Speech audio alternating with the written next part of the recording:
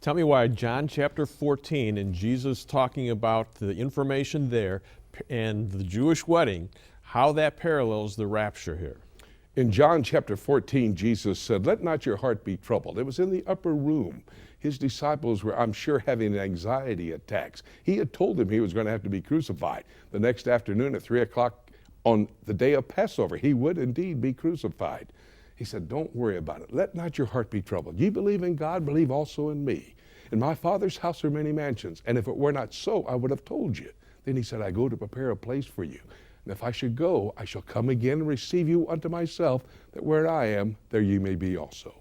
He's gone back to his Father's house to prepare a place. Now, in a Jewish wedding, the bride-to-be and the groom-to-be come together with their respective fathers. The fathers say, "Okay, we agree to the marriage." And then the groom-to-be says to his bride-to-be, "Honey, my dad said that I can add an apartment to our home place. That'll be a place for us to live. Now, I'm going to go back to my father's house. I'm going to prepare that apartment. You go prepare your wedding garments, and when I get finished, I'll come and get you." It's always interesting to me. If it was up to the groom-to-be, he'd go back and put up a lean-to and go back and get that You'll girl. be there in a minute. But the truth is, his father makes the decision when the apartment is ready. And his father will then say to his son, "Son, the apartment is ready. Go get your bride." Immediately, he calls his best man. And I've seen this happen in the old city of Jerusalem, in the Orthodox quarter there. The best man will walk through the streets shouting, "Behold, the bridegroom cometh."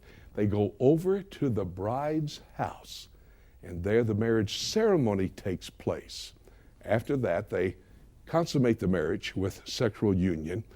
The groom then steps out and says, "The marriage has been consummated. Let the party begin." And for 7 days they celebrate. Remember when Jesus went to the wedding at Cana of Galilee? John chapter 2 says, on the 3rd day he arrived. I've been to one of those 7-day wedding feasts and celebrations. I got there on the 5th day. Unbelievable. They were having a party to celebrate this new marriage. Well, we're in that engagement period with Jesus Christ. He's gone back to his Father's house. And remember what he said to the disciples, Acts chapter 1, "When are you coming back?" He said, "Only my Father knows. He will tell me when to go get my bride." And the rapture will take place. The parallel is so beautiful between what Jesus will do with us, his bride, and the Jewish wedding.